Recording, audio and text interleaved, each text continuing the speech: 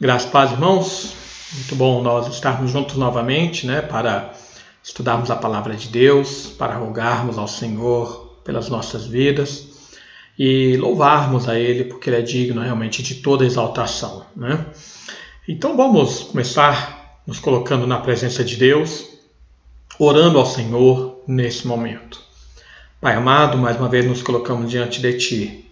Agradecemos, Senhor, por Tua obra em nossas vidas. Agradecemos pelo Teu favor conosco.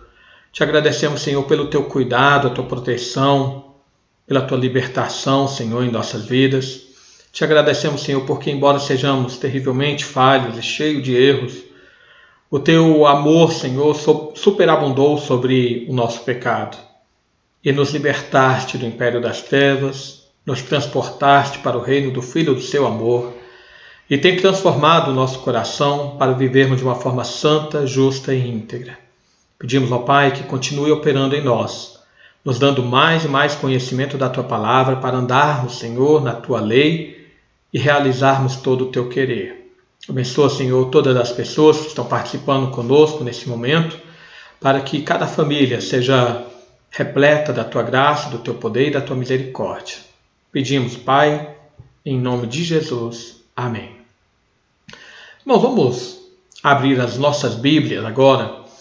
Na carta de Paulo aos Filipenses, capítulo 2, nós faremos a leitura dos versículos 12 a 18. Eu quero lembrá-lo de que, embora o texto vai aparecer aí na tela, é sempre bom você ter a Bíblia no seu colo, porque no momento do nosso estudo bíblico, quando nós estivermos aqui fazendo algumas leituras, não vai aparecer na tela todos os textos que nós mencionaremos. Então é importante você ter a Bíblia no seu colo, tá bom? Mas o texto de Filipenses, capítulo 2, 12 a 18, nos diz assim: Assim, pois, amados meus, como sempre obedecestes, não só na minha presença, porém muito mais agora na minha ausência, desenvolvei a vossa salvação com temor e tremor. Porque Deus é quem efetua em vós tanto querer como realizar, segundo a sua boa vontade. Fazei tudo sem murmurações nem contendas, para que vos torneis irrepreensíveis e sinceros, filhos de Deus inculpáveis no meio de uma geração pervertida e corrupta, na qual resplandeceis como luzeiro no mundo, preservando a palavra da vida, para que, no dia de Cristo, eu me glorie de que não corri em vão, nem me esforcei inutilmente. Entretanto, mesmo que seja eu oferecido por libação sobre o sacrifício e serviço da vossa fé, alegro-me e com todos vós me congratulo. Assim, vós também, pela mesma razão, alegrai-vos e congratulai-vos comigo. Amém. Veja que Paulo fala, de que nós somos filhos de Deus e devemos resplandecer como luzeiros nesse mundo que está corrompido pelo pecado. Vamos cantar nesse momento o hino 222 do nosso hinário, um hino que fala de estarmos mais perto da cruz. 222. Vou aumentar aqui o volume.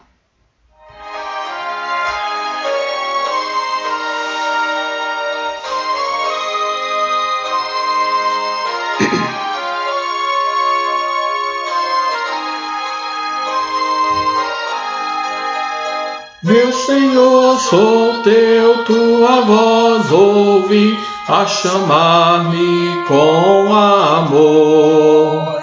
E contigo sempre desejo estar, ó bendito Salvador. Mais perto da tua cruz quero estar, ó Salvador. Mais perto da tua cruz eu desejo estar, Senhor. A seguir-te sempre eu me decidi, constrangido pelo amor. Jubiloso, pois me declaro teu, sem reservas, meu Senhor. Mais perto da tua cruz quero estar, ó Salvador, mais perto da tua cruz. Eu desejo estar, Senhor.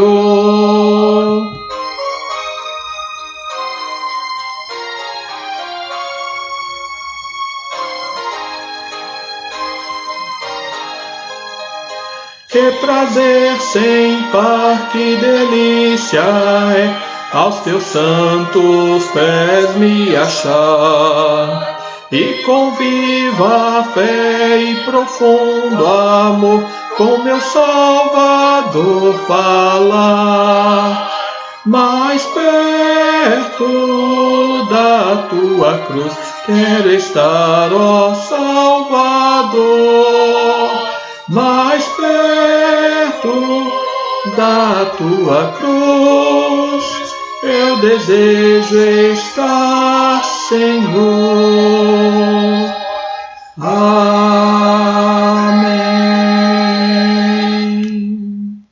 Amém, né, irmãos? Graça de Deus seja sobre a nossa vida cada vez mais, né? Agora nós vamos então, irmãos, passar ao nosso estudo, e eu gostaria que você abrisse a sua Bíblia no texto de Romanos, então, no capítulo 8, nos versículos 1 a 17. Vai ser o texto do nosso estudo de hoje, dando continuidade ao que nós temos visto nas últimas semanas, com base aí na carta de Paulo aos Romanos. Romanos, capítulo 8, versículos 1 ao versículo 17. Nos diz assim o texto: Agora, pois, já nenhuma condenação há para os que estão em Cristo Jesus, porque a lei do Espírito da vida em Cristo Jesus te livrou da lei do pecado e da morte. Porquanto que fora impossível à lei no que estava enferma pela carne, isso fez Deus enviando o seu próprio Filho em semelhança de carne pecaminosa e no tocante ao pecado, e com efeito condenou Deus na carne o pecado, a fim de que o preceito da lei se cumprisse em nós, que não andamos segundo a carne, mas segundo o Espírito. Porque os que se inclinam para a carne cogitam das coisas da carne, mas os que se inclinam para o Espírito, das coisas do Espírito. Porque o pendor da carne dá para a morte, mas o do Espírito para a vida e paz. Por isso o pendor da carne é inimizade contra Deus, pois não está sujeito à lei de Deus, nem mesmo pode estar. Portanto, os que estão na carne não podem agradar a Deus. Vós, porém, não estáis na carne, mas no Espírito, se de fato o Espírito de Deus habita em vós. E se alguém não tem o Espírito de Cristo, esse tal não é dele. Se, porém, Cristo está em vós, o corpo, na verdade, está morto por causa do pecado, mas o Espírito é vida por causa da justiça. Se habita em vós o Espírito daquele que ressuscitou a Jesus dentre os mortos, esse mesmo que ressuscitou a Cristo Jesus dentre os mortos, vivificará também o vosso corpo mortal por meio do seu Espírito que em vós habita. Assim, pois, irmãos, somos devedores, não à carne, como se constrangidos a viver segundo a carne. Porque se viverdes segundo a carne, caminhais para a morte. Mas se pelo Espírito mortificardes os feitos do corpo, certamente vivereis. Pois todos os que são guiados pelo Espírito de Deus são filhos de Deus. Porque não recebestes o espírito de escravidão, para viverdes outra vez atemorizados, mas recebestes o espírito de adoção, baseados no qual clamamos, Abba, Pai. O próprio Espírito testifica com o nosso espírito que somos filhos de Deus. Ora, se somos filhos, somos também herdeiros, herdeiros de Deus e co-herdeiros com Cristo. Se com Ele sofremos, também com Ele seremos glorificados. Amém. Amém. Irmãos, então, vamos relembrar, né? Hoje nós falaremos sobre esse tema, salvação irresistível. Ou melhor ainda, falaríamos a respeito da certeza dessa salvação de Deus à nossa vida. E vamos então lembrar aquilo que Paulo ele está nos falando, né? Vamos fazer o contexto. Se o irmão lembrar, a gente tem visto desde o início aqui do livro de Romanos, aqui da carta de Paulo aos Romanos, Paulo está fazendo uma explanação da ação salvífica na vida do homem, que foi totalmente corrompido pelo pecado. Nos capítulos 1 até o capítulo 3, versículo 21, Paulo ele vai falar sobre essa necessidade da ação redentora de Deus, porque todos os homens estão sujeitos à condenação. E ele vai falar que uns são condenáveis por causa que ignoram a existência de Deus e assim se deixam levar pelos seus pecados, e Deus lhes entrega, né, a corrupção da própria mente. E outros, ainda lá no capítulo 2 em diante, falando especificamente sobre o povo judeu, ele vai falar que esses, apesar de terem o conhecimento de Deus, não conseguem viver de acordo com a sua vontade. Então Deus ele manifestou a sua justiça aos homens através do seu Filho Jesus Cristo. Ou seja, irmãos, como os homens eles não podem ser justificados por obras da lei, que nos fala lá no capítulo 3, no versículo 20, é necessário então que um homem cumpra toda a lei e então apazigue a ira de Deus. Então é através dessa forma, pela obra de propiciação que Jesus fez lá na cruz, que ele então pagou o preço da nossa libertação, como Paulo fala no capítulo 3, no versículo 25. E então, pela fé que temos na redenção da nossa vida, pela fé que nós temos em Cristo, né, é gerada essa redenção no nosso viver. Capítulo 4, Paulo vai mostrar que o próprio Abraão, né, o pai da nação judia, dos judeus, ele é exemplo dessa justificação pela fé e não pelas obras, porque ele foi justificado enquanto ainda era incircunciso e não depois da circuncisão. Ou seja, Paulo faz um paralelo com relação à lei nesse momento. Então, irmãos, em virtude disso, agora, aí Paulo vai tratar no capítulo 5, nós gozamos de uma paz com Deus em lugar da ira que nós estávamos sujeitos. Também nos foi concedido nós estamos falando então aqui das garantias da justificação, né, do capítulo 5, não devem lembrar que nós vimos, né? Nós temos acesso à graça e à glória de Deus, nós temos paz com Deus, temos acesso à graça e glória de Deus, nós temos alegria diante de todas as circunstâncias, né? E nós temos a certeza então do amor de Deus. E então no capítulo 6 e 7, que foi o que nós estudamos no domingo passado, na lição passada, nós observamos que essa nova realidade que estamos vivendo, ou seja, nós percebemos que nessa justificação nós fomos então libertos da escravidão do pecado e da morte, para podermos viver como servos da justiça de Deus. Há uma mudança na nossa realidade. Da escravidão, nós fomos livres para sermos servos, mas a escravidão do pecado que gera a morte, porque o salário do pecado é a morte, capítulo 6, versículo 23, nós passamos a ter uma liberdade em servir a Deus com vida eterna, né? O salário do pecado é a morte, mas o dom gratuito de Deus é a vida eterna em Cristo Jesus, nosso Senhor. Então, essa tendência pecaminosa, a carne, Paulo vai mostrar principalmente aí capítulo 6, mas principalmente no capítulo 7, essa tendência pecaminosa que Paulo trata como carne ainda existe dentro de mim. Apesar de ter toda essa ação espiritual de libertação ocorrida dentro do nosso ser, nós ainda temos em nós o velho homem habitando. Capítulo 7, de 15 a 23, Paulo vai tratar isso de uma forma mais específica. Então, isso faz com que muitas vezes eu acabo fazendo aquilo que eu não quero fazer. Porque, apesar de que a minha mente sempre deseja fazer a vontade de Deus, porque tem uma mente renovada, o meu corpo ainda está submisso, está sujeito à cobiça que leva ao pecado, né? Ou seja, há um conflito dentro de nós. Uma direção do Espírito, mas ainda uma influência da carne. Então, diante disso, será que por causa dessa situação, eu ainda serei condenado? Ou seja, se Deus me salvou, mas eu ainda continuo cometendo pecados, eu ainda serei condenado?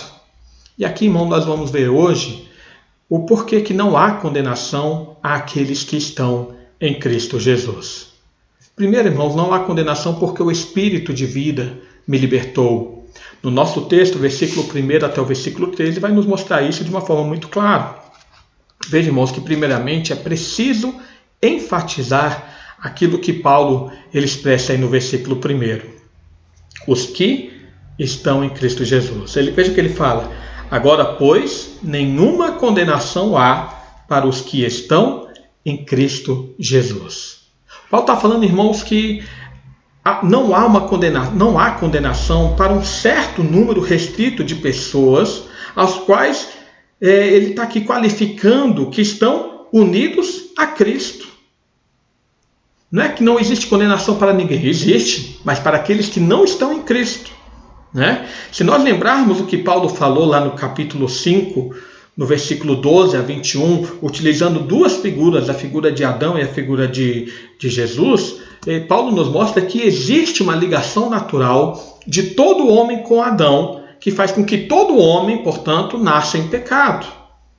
Mas também existe uma ligação espiritual com Cristo àqueles que exercem a fé. E faz com que esses que exercem a fé em Cristo recebam as bênçãos espirituais dessa ligação, recebam as bênçãos dessa união com Cristo. Então há dois tipos de ligações. Uma é a ligação com Adão. Todo homem nasce debaixo dessa união com Adão, dessa união com o pecado, por isso ele está escravo do pecado. Mas há então uma outra união que ocorre quando se desvincula, quando morremos para o pecado e aí então nos unimos a Cristo. Aqueles que exercem a fé em Cristo recebem, portanto, todas as bênçãos espirituais do Senhor Jesus. Então veja, irmãos, que na união natural que nós temos com Adão, nós vimos isso na aula passada. Todos nós nascemos pecadores, mas na união com Cristo, aqueles que exercem a fé em Cristo, eles são transportados do império do pecado e eles são levados ao reino do Filho do seu amor, como Paulo também fala em Colossenses capítulo 1, versículo 13. Nesse sentido, eles são feitos filhos de Deus, eles são adotados por Deus, como João nos fala lá no capítulo 1 também do seu Evangelho, versículo 12 e versículo 13, ao nos dizer que aqueles que o receberam, deu-lhes o poder de serem feitos filhos de Deus, os quais não nasceram da vontade da carne, nem da vontade do homem, nem da vontade do sangue, mas da vontade de Deus. Né? Esses que estão unidos a Cristo são adotados na família de Deus. E então eles recebem todos os benefícios dessa união, que nós já vimos no capítulo 5. A paz, a própria filiação, a vida eterna, como também Paulo fala em Romanos 6:23, que o salário do pecado é a morte, mas o dom gratuito de Deus é a vida eterna em Cristo Jesus. Então, irmãos, novamente repetindo aqui aquilo que foi explanado lá no capítulo 6, porque é muito importante nós entendermos esse fato, é que os que estão unidos a Cristo Jesus, eles já não pertencem mais à realidade da escravidão, do pecado e da morte. Aqueles que estão unidos a Cristo Jesus não estão sujeitos à consequência dessa servidão que leva à morte. Porque em nós, que estão unidos a Cristo, houve então a atuação do Espírito Santo nos libertando e nos regenerando. Olha o versículo 2. A gente falou, né? O versículo 1. Nenhuma condenação há para aqueles que estão em Cristo Jesus. A união com Cristo garante que não há condenação. E o versículo 2. Porque a lei do Espírito da vida em Cristo Jesus te livrou do pecado e da morte. Nós temos essa certeza porque o Espírito Santo está atuando em nós e ele já nos libertou e nos regenerou. Então, se você observar agora o versículo 3, nós então entenderemos, né? Ou melhor, nós teremos de relembrar aquilo que Paulo falou no capítulo 7, versículo 7 a 23. Olha o versículo 3. Porquanto que fora impossível à lei, no que estava enferma pela carne, Isso fez Deus enviando o seu próprio Filho, em semelhança da carne pecaminosa e no tocante ao pecado, e com efeito condenou Deus na carne o pecado. Ou seja, irmãos, se você lembrar o que nós meditamos na aula passada, lá no capítulo 7, versículo 7 a 23, você vai ver que Paulo falou que a lei, lá no versículo 12 do capítulo 7, a lei em si mesmo, ela é santa, justa e boa. Não há problemas com a lei de Deus. O problema está em nós, no homem. O problema é que o pecado, ele se aproveitou da lei de Deus para me fazer consciente do pecado. Volta lá no capítulo 7, vamos ler o versículo 7 e 8. Nos diz assim: que diremos, pois? É a lei pecado? De modo nenhum. Mas eu não teria conhecido o pecado senão por intermédio da lei, pois eu não teria conhecido a cobiça se a lei não dissera, não cobiçarás. Mas o pecado, tomando ocasião pelo mandamento, despertou em mim toda sorte de concupiscência, porque sem lei está morto o pecado. Então é isso o que Paulo está querendo falar com a lei ficou enferma pela carne. Ou seja, a lei ela ficou enferma por essa tendência pecaminosa. A lei ela se tornou incapaz de salvar o homem, porque embora ela seja justa, santa e boa, nós não somos. E essa nossa debilidade em obedecer à lei é que faz com que nós todos sejamos condenados. Por isso, irmãos, já que para o homem era impossível ser salvo através da obediência da lei, Deus então fez com que, através da obediência do seu Filho Jesus Cristo, vindo em carne, veja que aqui a carne, no versículo 3, com relação a Jesus, não tem esse sentido de tendência pecaminosa, mas de carne mesmo, de corpo, de encarnação.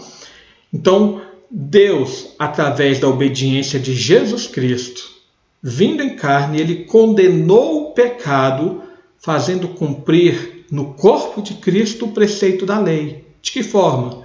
O sacrifício pelo pecado. Através da morte de Jesus, houve a satisfação daquilo que a lei exigia, a satisfação pelo pecado cometido. Então, Paulo ele explica o porquê nós não vivemos mais na realidade da tendência pecaminosa, e sim na realidade da justiça de Deus.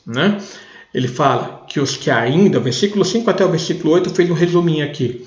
Os que ainda estão presos à tendência pecaminosa, os que estão presos à carne, cogitam, ou seja, se inclinam para realizar as obras dessa tendência. E essa tendência gera a morte. Por isso, eles desagradam a Deus. Olha o versículo 8. Portanto, os que estão na carne, ou seja, portanto, aqueles que vivem para essa tendência pecaminosa, não podem agradar a Deus.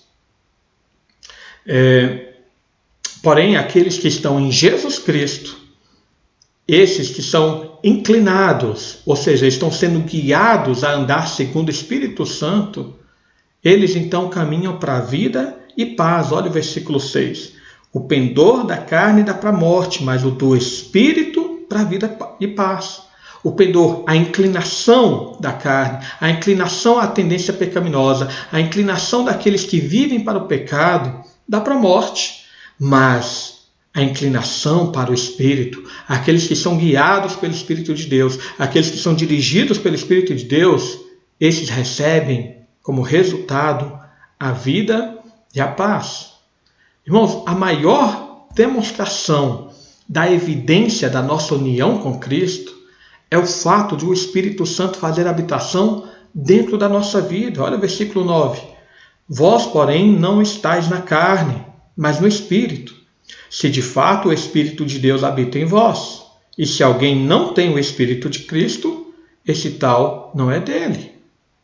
Irmãos, essa presença de Cristo na nossa vida é que faz com que nós tenhamos a certeza da vida eterna. Apesar da existência do pecado ainda no nosso corpo, nós sabemos que um dia nós venceremos esse pecado e viveremos a vida eterna. Olha o versículo 10. Se, porém, Cristo está em vós, o corpo, na verdade, está morto por causa do pecado, mas o espírito é vida por causa da justiça. O que Paulo está falando, irmãos, é que a garantia dessa certeza da vida eterna, apesar de ainda estarmos sujeitos ao pecado, apesar de ainda cairmos e tropeçarmos no erro do pecado, a certeza está na própria ressurreição de Jesus. Se Cristo está em nós, nós temos a mesma perspectiva, a mesma segurança daquilo que do que aconteceu com Cristo. E a imagem dessa certeza é a própria ressurreição. Olha o versículo 11. Se habita em vós o Espírito daquele que ressuscitou a Jesus dentre os mortos, esse mesmo que ressuscitou a Cristo Jesus dentre os mortos, vivificará também o vosso corpo mortal por meio do seu Espírito que em vós habita. O que Paulo está falando aqui, tal como Jesus foi ressuscitado pelo poder do Espírito Santo, nós também seremos. Temos, portanto, essa segurança, já que ele também habita em nós pela união que nós temos em Cristo. Se Jesus morreu e foi ressuscitado pelo poder do Pai, pelo poder da ação do Espírito Santo, se em nós também habita esse Espírito, que é o Espírito de Cristo, então nós também podemos ter a certeza de que em nós também haverá de operar a mesma glória que foi operada no Senhor Jesus. Se ele ressuscitou, nós também ressuscitaremos. E o se aqui não é uma dúvida, né? É uma questão de certeza. Tendo em vista que ele ressuscitou, nós também ressuscitaremos. Mas veja que aqui Paulo ele não está falando tanto de uma ressurreição futura. Mas quando ele fala aqui de vivificará o vosso corpo, ele está falando mais ainda com relação ao processo de santificação. Portanto, irmãos, o que Paulo está deixando claro aqui é que a gente pode ter a certeza de que na nova vida que nós temos em Cristo, a cada dia, essa tendência pecaminosa vai diminuir o seu poder em nós, para que a gente possa viver mais e mais conforme o Espírito Santo. É decepcionante quando nós, uma vez salvos, nós nos vemos cometendo ainda certos pecados. Mas Paulo fala, olha, tenha certeza de que pelo Espírito Santo habitar em você, essa tendência vai ser cada vez menor. Essa tendência ao pecado, por meio da vivificação do Espírito Santo, por meio do processo da santificação, vai ser cada vez menor, porque em nós habita o Espírito de Cristo. E é por isso, irmãos, que nós não devemos nada à carne física aqui para viver de acordo com essa tendência pecaminosa. Olha o versículo 12. Assim, pois, irmãos, somos devedores não à carne, como se constrangidos a viver segundo a carne. Paulo fala, nós não temos nenhuma obrigação, a gente não deve nada a essa carne para viver de acordo com essa tendência pecaminosa. Nós não temos nenhum compromisso, nós não temos nenhuma obrigação com a vida de pecado. Se alguém fala, não, eu não aguento não pecar, é mentira. Na verdade, nós não temos compromisso com o pecado, nós não temos mais ligação com o pecado. Nós podemos resistir ao pecado. Nós estamos desligados dessa união, é o que nós estudamos no capítulo 6, capítulo 7. É difícil, é lógico, mas nós temos o poder para resistir ao pecado. Porque Paulo fala aqui que quem caminha dessa forma, caminha para a morte. Enquanto, olha o versículo 13. Se viverdes segundo a carne, caminhais para a morte. Mas se pelo Espírito mortificardes os feitos do corpo, certamente vivereis. Quem vive de pecado em pecado, não se incomodando com o pecado, não se incomodando com o erro, não vendo o processo de santificação na sua vida, o seu destino, portanto, é a morte, é a condenação. Porque, na verdade, o Espírito não vive nele. Mas aqueles que vivem pelo Espírito, ou seja, aqueles que estão unidos a Cristo, eles então conseguem mortificar, ou seja, deixar de realizar os desejos da tendência pecaminosa e então vivem uma nova realidade. Salvação, união com Cristo, traz necessariamente uma vida de santificação, um caminho para a santificação. Aqueles que caminham para o pecado, caminham para a morte. Aqueles que caminham com Cristo, caminham para a vida.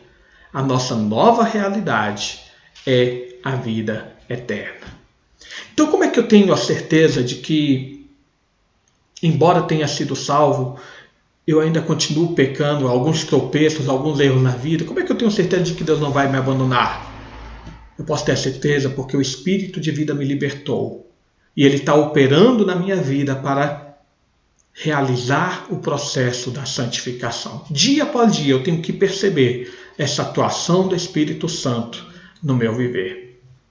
Mas eu tenho uma outra certeza. Paulo nos dá aqui no versículo 14 até o versículo 17 uma outra garantia, uma outra segurança pela qual nós temos essa salvação que é irresistível. É que nós somos feitos filhos de Deus. Versículo 14 a 17. Só o versículo 14 diz assim: pois todos os que são guiados pelo Espírito de Deus são filhos de Deus. Irmãos, a afirmação mais contundente de Paulo nesse capítulo se refere que o maior motivo da nossa libertação das garras do pecado é o fato de nós sermos filhos de Deus. Se você puder abrir a sua Bíblia, abra lá em Efésios também, no capítulo 1, nos versículos 4 ao versículo 6. Efésios capítulo 1, versículo 4 ao 6 nos diz assim: assim como nos escolheu nele, antes da fundação do mundo, para sermos santos e irrepreensíveis perante ele, e em amor nos predestinou para ele, para a adoção de filhos, por meio de Jesus Cristo, segundo o beneplácito da sua vontade, para louvor da glória da sua graça, que ele nos concedeu gratuitamente no amado. Nós temos uma segurança da salvação, irmãos, porque quando Deus nos libertou do império das trevas, Ele também nos fez filhos. Mas aí de repente pode surgir uma dúvida, né? Mas como é que eu posso comprovar isso? Como é que eu posso comprovar que eu sou filho de Deus? Como é que eu posso ter a certeza disso na minha vida?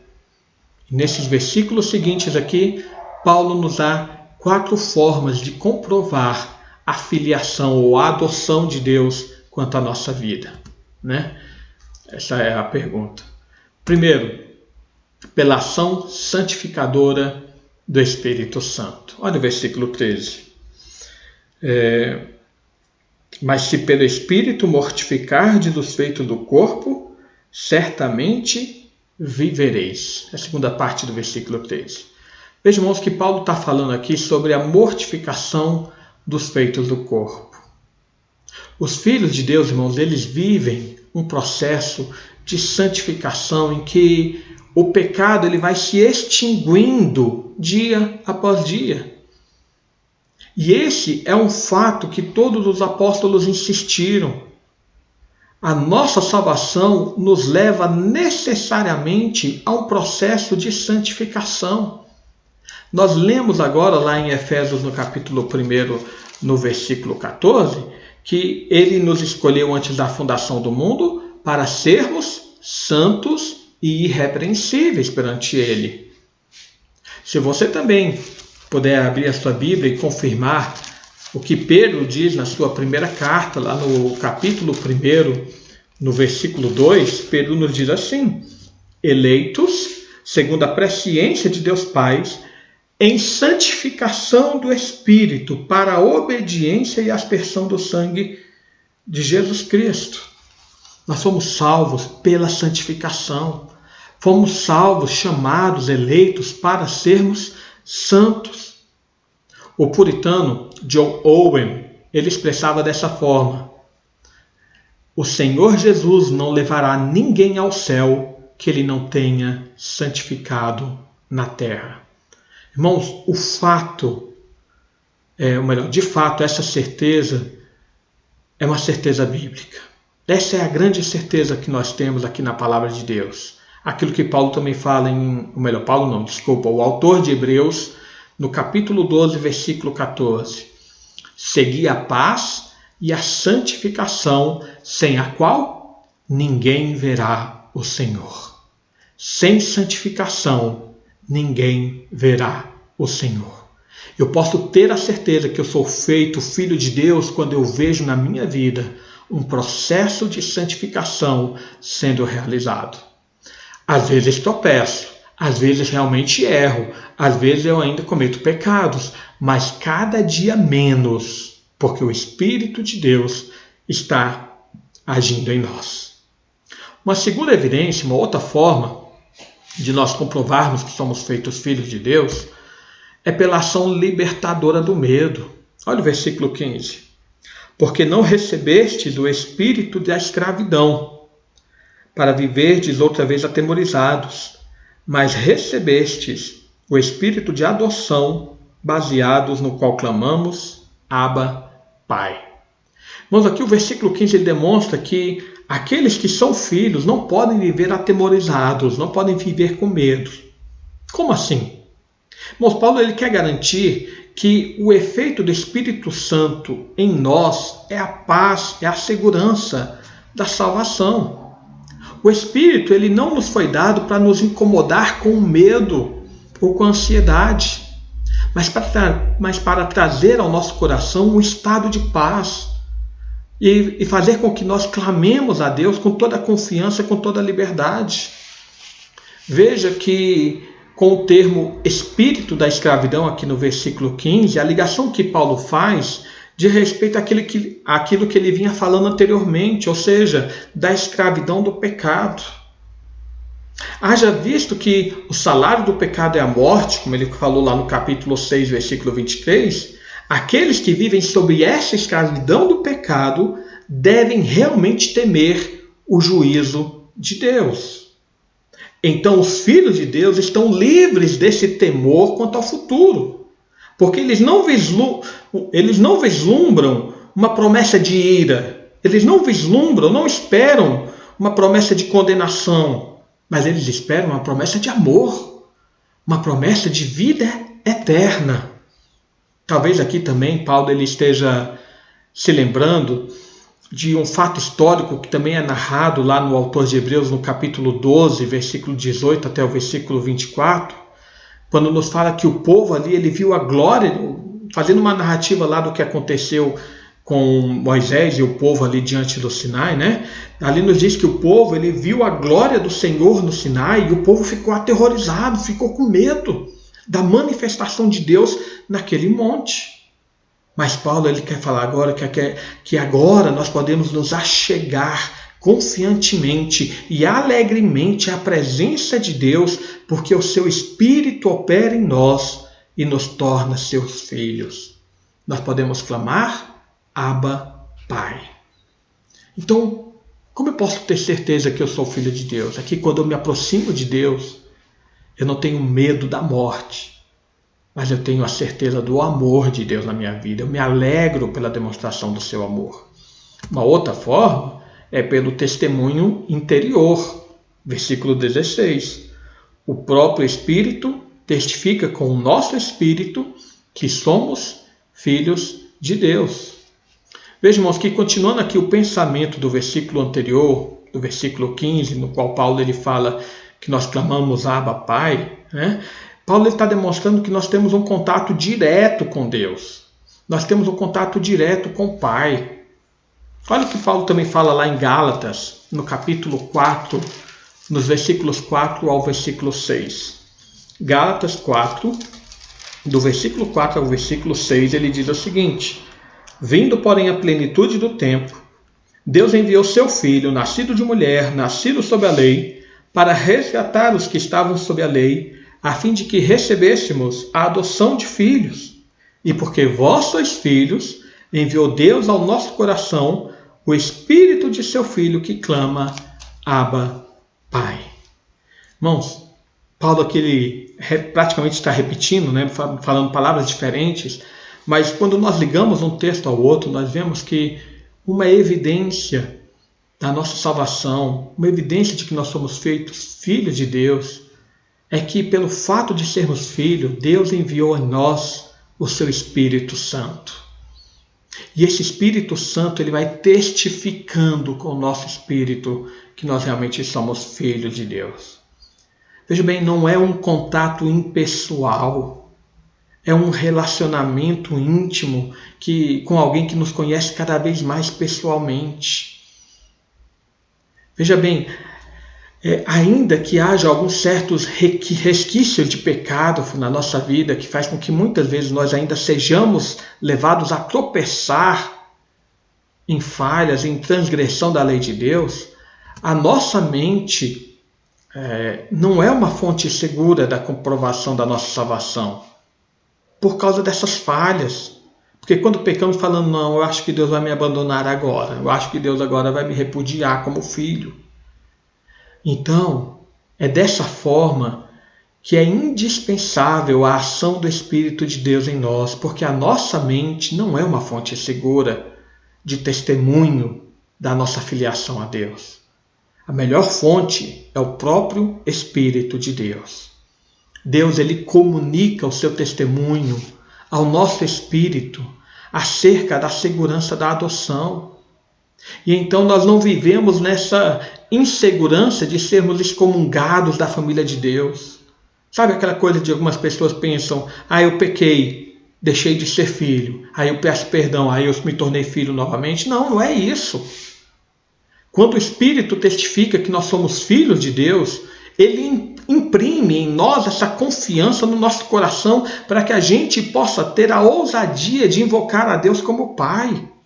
Por isso que ele fala no versículo 16 aí, que o Espírito Santo testifica com o nosso Espírito que somos filhos de Deus. E aí no final do versículo 15, pelo qual nós clamamos, Abba, Pai. Portanto, irmãos, o testemunho do Espírito está diretamente ligado à nossa oração. Somente podemos abrir os nossos lábios e orar de forma efetiva e eficiente quando nós temos o testemunho do Espírito Santo no nosso coração. Você lembra como é que Jesus contou aquela parábola da oração do publicano e do fariseu? Ali era uma oração de duas pessoas que estavam orando, mas a diferença que Jesus coloca ali é que o fariseu ele orava de si para si. Ele não orava a Deus, por mais que ele pensasse que estivesse orando a Deus, ele não estava falando com Deus, porque não havia um testemunho interior. Era oração pessoal com ele mesmo, mas o publicano sim. Ele nem ousava levantar os olhos para o céu, apenas batia a mão no peito, dizendo, meu Deus, sê propício a mim, pecador. Então, irmãos, veja que a gente somente pode abrir os nossos lábios, a gente somente pode orar de forma efetiva, de forma eficiente, quando a gente tem o testemunho do Espírito Santo no nosso coração. Então, a nossa fé ela só pode ser comprovada pelo ato da gente invocar a Deus, porque essa filiação, o fato de sermos filhos de Deus, gera necessariamente o relacionamento com o Pai. E não existe relacionamento sem comunicação. Pessoas que se dizem convertidas, pessoas que se dizem filhos de Deus, mas que não oram, está apenas confirmando que, na verdade, nunca se tornou filho. Porque não existe relacionamento com Deus sem oração. Assim, uma outra forma de nós confirmarmos a nossa filiação é pela esperança da glória, como diz aí o versículo 17. Ora, se somos filhos, somos também herdeiros, herdeiros de Deus e co-herdeiros com Cristo. Se com Ele sofremos, com Ele seremos glorificados. Irmãos, o versículo 7 nos mostra aqui um princípio básico que também aqui se configura de forma espiritual. Quando Deus nos adotou como seus filhos, ao mesmo tempo Ele nos destinou uma herança. E aqui ele salienta qual é o tipo dessa herança. É uma herança celestial. Portanto, é uma herança tanto incorruptível quanto eterna. As pessoas, infelizmente, confundiram isso. Elas acham que a herança é aqui na terra. Eu sou filho de Deus, então Deus tem que me dar um carro. Eu sou filho de Deus, então Deus tem que me dar uma casa. Sou filho de Deus, então eu tenho que me tornar um proprietário de um negócio. Irmãos, a herança que Deus nos destinou é uma herança celestial. As coisas nesse mundo aqui, essas heranças que muitas pessoas estão desejando aqui, elas são corruptíveis, temporárias, mas a herança celestial, ela é incorruptível, ela é eterna, é um lugar onde nem traça nem ferrugem corrói. E aqui está um fato, irmãos, que não nos deixa viver atemorizados. Se temos a certeza dessa herança, se a nossa perspectiva está nos céus, nós olhamos para o céu, vislumbramos as coisas do céu, por termos a segurança daquilo que Deus nos prometeu, não temos medo de nada nesse mundo. E além disso, irmãos, é importante a gente observar que só tem herança quem estiver unido a Cristo. Ele fala aqui no início, né? Se somos filhos, somos também herdeiros, e herdeiros de Deus e co-herdeiros com Cristo. Só existe herança para aquele que está unido a Cristo. A nossa filiação só existe na pessoa de Jesus. E aí ele continua, se com ele sofremos, com ele seremos glorificados. Há uma necessidade plena dessa união com Cristo. Lembra aquilo que Jesus também falou em João capítulo 15, a respeito da videira e seus ramos? É preciso estar ligado à videira, é preciso estar ligado a Cristo para receber todas as bênçãos espirituais de Deus o Pai. A ideia que está relacionada com a morte e com a ressurreição. Quem morre unido a Cristo viverá por essa união que tem com Cristo. Amém, irmãos? A conclusão, portanto, irmãos, que nós podemos tirar desse estudo de hoje aqui de Romanos 8, de 1 a 17. Por que não há condenação aos que estão em Cristo Jesus?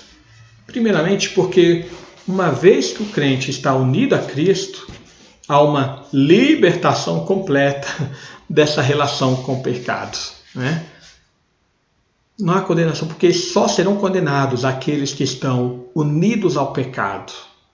Uma vez que fomos libertos dessa união, não há mais condenação. E também, uma vez que somos filhos de Deus, o Espírito Santo nos santifica e nos livra do medo da condenação.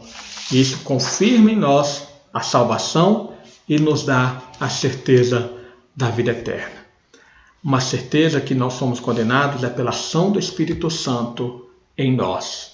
Porque, tendo o Espírito em nós, temos a presença do Pai e do Filho. Foi o Senhor Jesus falou isso, né? Que quando ele fosse, ele enviaria o Espírito para que viesse ele e o Pai e faria em nós, então, morada. Louvado seja o nosso Deus, que tem sido fonte de toda a nossa segurança, da nossa salvação, né? Que bênção. Vamos cantar agora, irmãos, o hino 221 do nosso inário Novo Cântico, um vaso de bênção.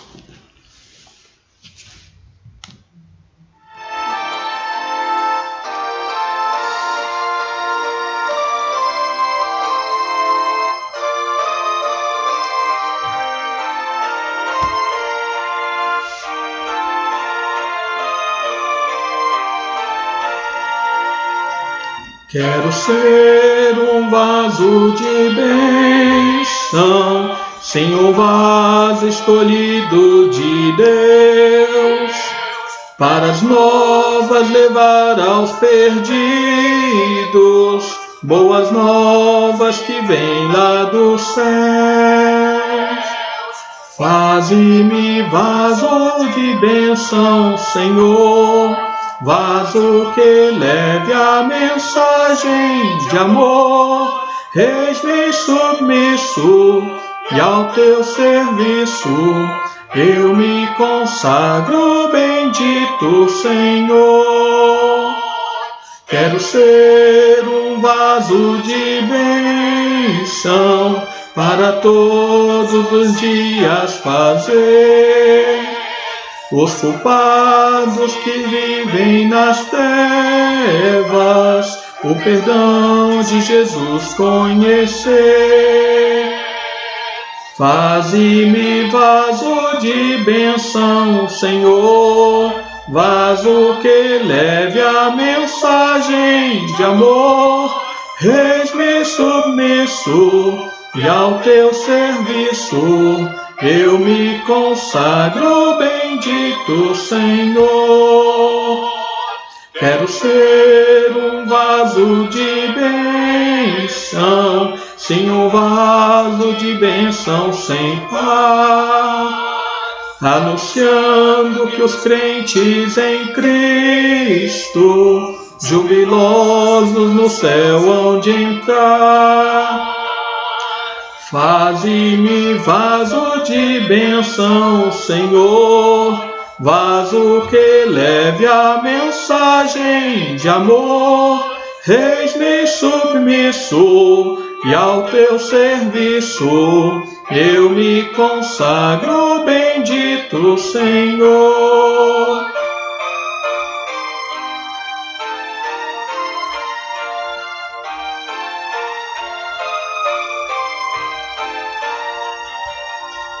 Para ser um vaso de bênção é mistério, uma vida real, uma vida de fé e pureza, revestida de amor divinal.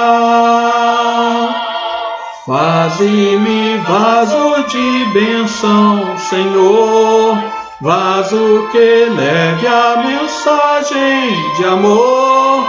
Eis-me submisso e ao teu serviço eu me consagro, bendito Senhor. Amém.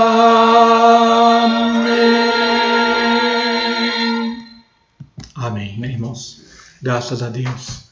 Somos salvos para sermos vasos de bênção do Senhor, levando as novas aos perdidos, àqueles que jazem nas trevas, que há um perdão para aqueles que estão unidos a Cristo. Temos que anunciar, irmãos, temos que anunciar que existe solução contra a condenação do pecado, tá bom?